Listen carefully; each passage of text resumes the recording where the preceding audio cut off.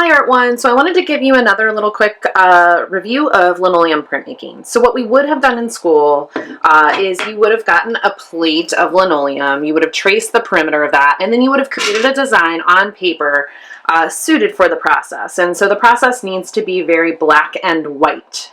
And it's a relief printmaking process, meaning that it has like kind of like a bas relief like quality where things are like carved out and there's a raised surface where ink gets applied. It is a subtractive process, and so in that, after you do your design, we would have transferred it onto the plate and then use the special carving tools to carve out the areas safely in our studio.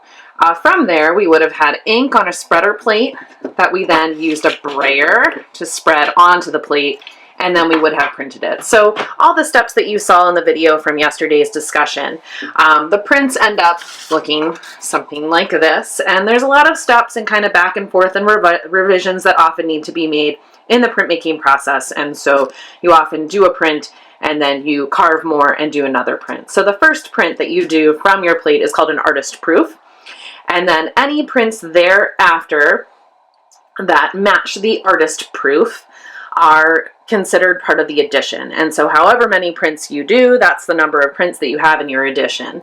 And our edition would have consisted of probably like 5-ish prints and using different media and different techniques. So anyway, the important takeaway for this is that it's a relief printmaking process, meaning there's a raised surface where ink gets applied, and then you can make multiples in an edition using this process. So anyway, that's linoleum block printmaking in a nutshell.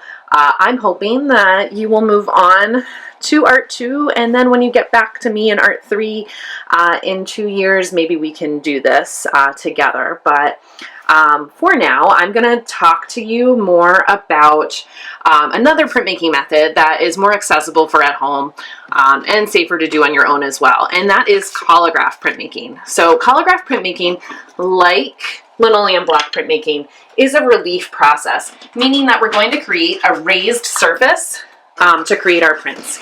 Now, because I don't know what your access to ink is at home, I am not going to have you do printmaking with ink. Instead, we're going to do a rubbing, which is going to give a similar effect to that. So materials that you'll need for our Collagraph relief rubbing are some thin cardboard. So like a cereal box is fine, or like a Dunkin' Donuts box is like a nice thickness. Basically thin cardboard that you can cut with a scissors. So you'll also need a scissors.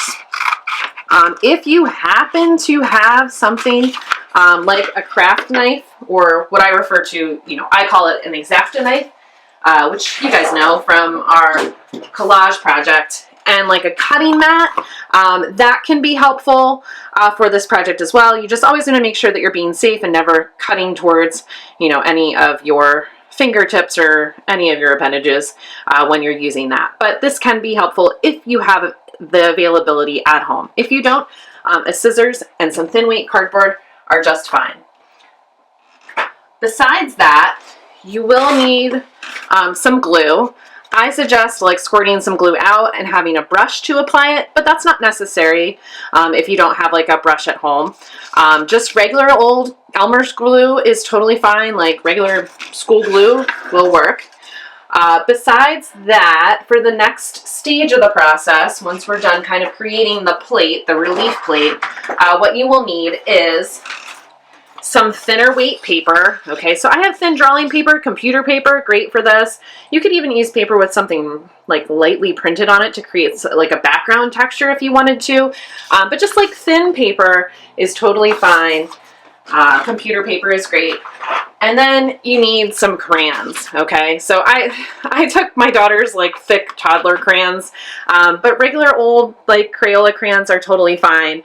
You will need those for the rubbing process. So again, Collagraph is going to be similar to linoleum block because it's a relief process. But Collagraph, the word sounds very much like collage, and that's what we're going to end up doing, is kind of collaging a relief surface to create a rubbing. And that's going to give you kind of a similar experience to what it would have been to create relief printmaking with linoleum block. Okay, so I'm going to get set up for my next step of the process, and then we'll move on and you'll get to make your Collagraph plates.